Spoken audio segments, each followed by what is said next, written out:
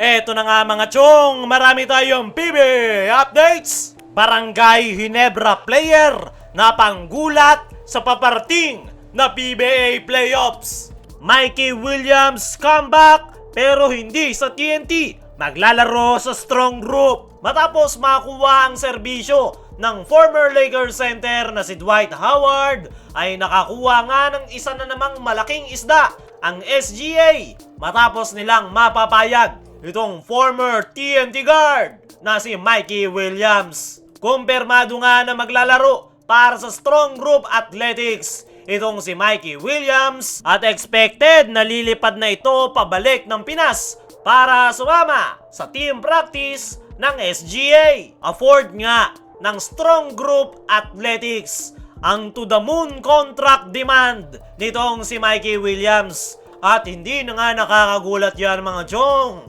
Si Dwight Howard nga ay nakuha nila, ano pa kaya itong si Mikey Williams? Pero panigurado maraming TNT fans ang magtatanong, bakit pinayagan ng TNT na maglaro itong si Mikey Williams sa Strong Group Athletics? Ang sagot nga dyan mga chong ay hindi nga FIBA sanction ang Dubai International Championship. Kaya naman walang kontrol ang TNT Tropang Giga at malaya itong si Mikey Williams na maglaro. Para sa akin mga chong ay ito ang pagkakataon ni Mikey Williams na makapagpakitang gilas at ipakita sa TNT Tropang Giga na kailangan nila ang kanyang serbisyo. Simula nga nang mawala si Mikey Williams sa TNT ay nagkanda leche-leche ang kanyang dating koponan. At kung makakapagpakita ng monster performance itong si Mikey Williams para sa Strong Group Athletics na gaganapin sa Dubai International Championship, ay baka magbago ang isip ng TNT at tanggaping muli ang kanyang serbisyo. Dumako naman tayo dito sa kabilang balita. Barangay Ginebra player na panggulat sa paparting na PBA playoffs. Ngayon nga, na unti-unti na tayong nalalapit sa quarterfinals, ay todo na nga ang paghahandang ginagawa ngayon ng iba't ibang koponan.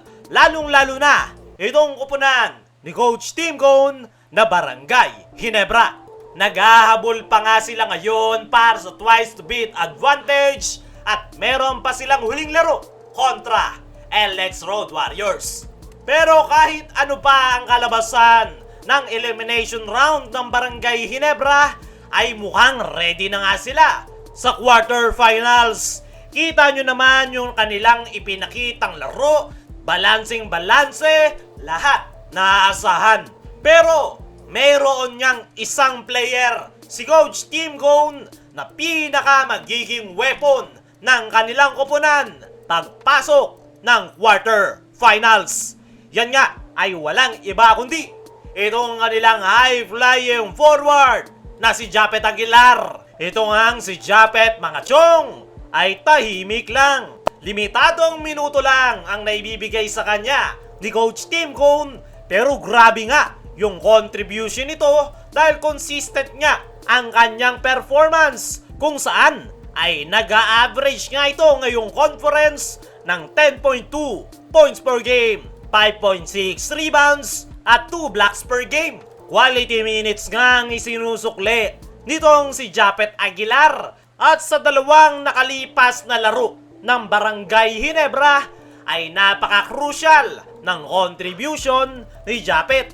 Kontra TNT ay nakapagtala ito ng 11 points. Majority dyan ay sa 4th quarter. At sa kakatapos lang nila na laro kontra Northport Batangier, kung saan nakapagtala naman ito ng 15 points. At sa kanya nga nagsimula ang run ng Barangay Ginebra, kaya sila nakaalagwa kontra Northport Batangier. At sa paparating nga na PBA playoffs ay ito nga si Japet Aguilar ang isa sa pinaka maasahan ngayon ni Coach Tim Cone. Hindi nga inasahan ng TNT at Northport Batangier ang contribution nitong si Japet Aguilar. At malaki ang chance na ganyan ang gagawin ng Ginebra pagpasok ng PBA playoffs. Unti-unti na ngang bumabalik yung form nitong si Japeth Aguilar. Low-key nga lang itong tumatrabaho